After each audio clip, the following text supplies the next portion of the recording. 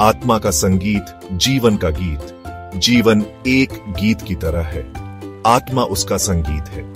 जैसे मधुर संगीत मन को मोह लेता है, वैसे ही पवित्र आत्मा जीवन को सुंदर बनाती है। लेकिन अक्सर हम सांसारिक मोह माया में फंस जाते हैं, कर्म के बंधन में जकड़े हम जीवन के वास्तविक उद्देश्य को भूल जाते हैं। भगवान श्री कृष्ण ने गीता में हमें कर्म और अकर्म का रहस्य समझाया है। उन्होंने बताया है कि कैसे हम कर्म करते हुए भी अकर्ता बन सकते हैं, कैसे कर्म के बंधन से मुक्त होकर मोक्ष प्राप्त कर सकते हैं। आइए गीता के श्लोक 4.16 के माध्यम से इस गहन ज्ञान को समझने का प्रयास करते हैं। गीता का ज्ञान, कर्म और अकर्म का रहस्य। गीता का प्रत्येक श्लोक ज्ञान का भंडार है। हर शब्द हमें जीवन जीने की कला सिखाता है।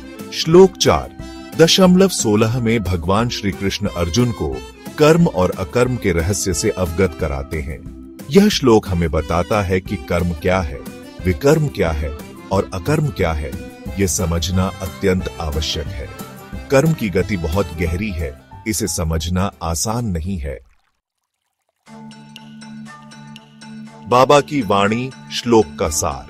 हमारे प्यारे बाबा कहते हैं कि यह श्लोक हमें कर्म के असली मायने समझाता है। कर्म सिर्फ शारीरिक क्रिया नहीं है, हमारे विचार, हमारी भावनाएं, हमारा हर कर्म कर्म है। बाबा कहते हैं कि विकर्म यानी गलत कर्म हमें बंधन में डालता है।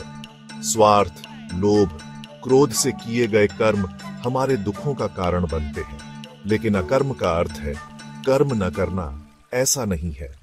अकर्म का अर्थ है फल की इच्छा से मुक्त होकर कर्म करना। प्रकृति से सीख, गिलहरी और चिड़िया का दृष्टांत। देखो, छोटी सी गिलहरी कितनी लगन से अखरोट जमा करती है। वह यह नहीं सोचती कि उसे इसका फल क्या मिलेगा, वह सिर्फ अपना कर्तव्य निभा रही है। उसी तरह छोटी चिड़िया भी बिना किसी स्वार्थ के अपना घोंसला बनाती है। वह अपने कर्म में तल्लीन रहती है। यही असली कर्म है। सही कर्म मोक्ष का मार्ग। जब हम फल की इच्छा के बिना सिर्फ अपने कर्तव्य को समझकर कर्म करते हैं, तो वही कर्म हमें मुक्ति की ओर ले जाता है। यही अकर्म है, यही मोक्ष का मार्ग है। हमें अपना कर्म करते रहना है, लेकिन मन को शांत और स्थिर रखना है।